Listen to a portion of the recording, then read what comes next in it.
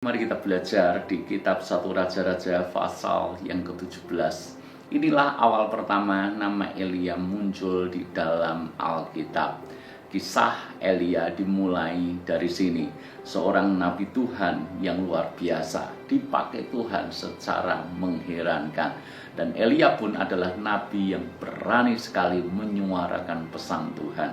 Ayat yang pertama dikatakan seperti ini. Lalu berkatalah Elia orang Tisbe dari Tisbe Gilead kepada Ahab, demi Tuhan yang hidup Allah Israel yang kulayani, sesungguhnya tidak akan ada embun atau hujan pada tahun-tahun ini, kecuali kalau kukatakan. Dan benar saudara, apa yang dikatakan oleh Elia sungguh terjadi. Israel mengalami masa kekeringan hebat. Apa yang terjadi dengan Nabi Tuhan atau dengan Nabi Elia ini? Dia pun mengalami masa kekeringan itu karena Elia tinggal di Israel. Dan bagaimana cara Tuhan memelihara Elia? Ini yang akan kita pelajari bersama-sama.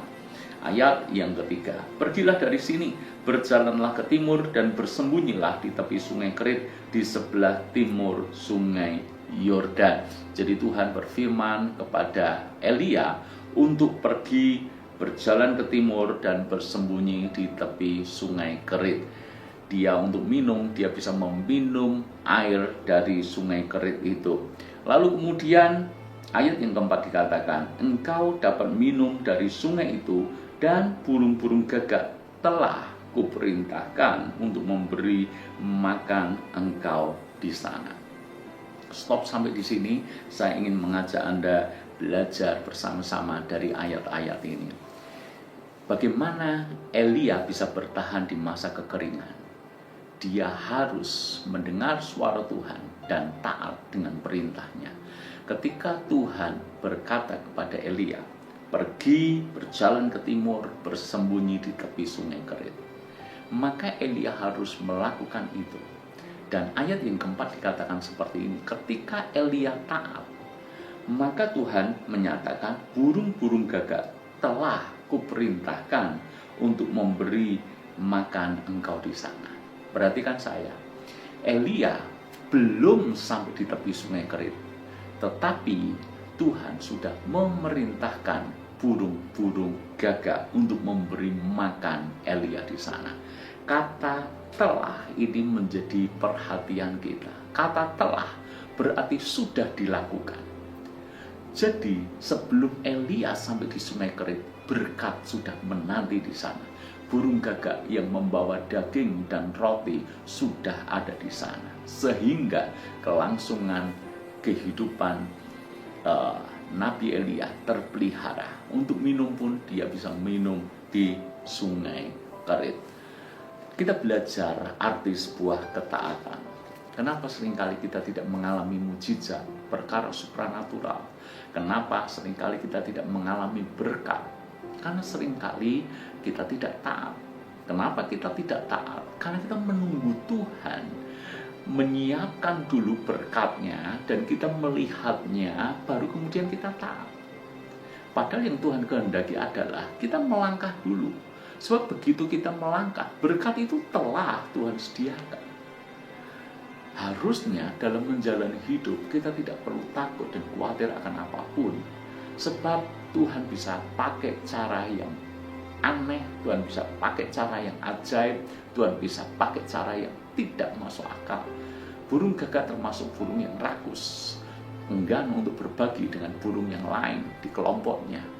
Bagaimana mungkin burung ini bisa dipakai Tuhan untuk membawa daging kepada Elia?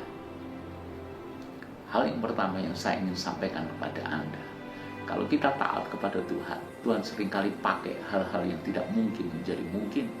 Tuhan pakai orang-orang yang tidak pernah kita bayangkan sebelumnya, tapi Tuhan justru pakai orang-orang yang tidak pernah kita bayangkan ini untuk menolong kita, untuk menjadi jalan bagi kita.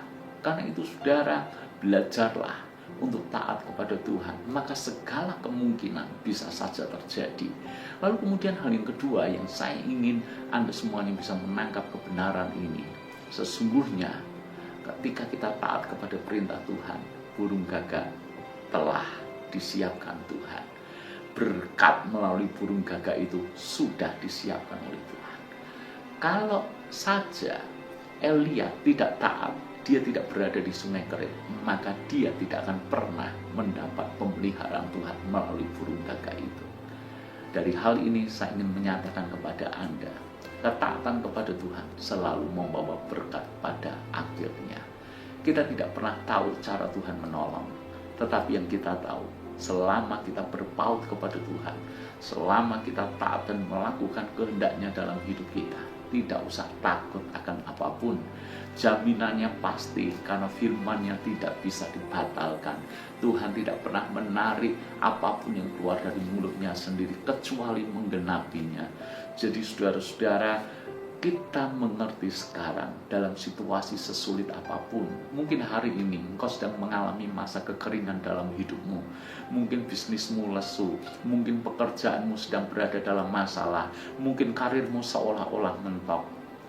Mungkin kau mengalami sakit penyakit, mungkin kau mengalami masalah dalam rumah tangga dan keluargamu. Hari ini jangan membuat hatimu tawar hati dan kecewa kepada Tuhan.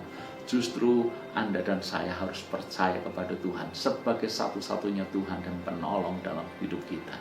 Percayalah, jalannya ajaib. Percayalah bahwa Dia tolong kita dengan cara yang bahkan tidak pernah kita bayangkan sebelumnya. Maka tergenapilah apa yang dikatakan firman Tuhan. Apa yang tidak pernah kulihat, apa yang tidak pernah aku dengar, bahkan yang tidak pernah timbul dalam benak pikiranku, Tuhan bisa kerjakan itu untuk kita semua.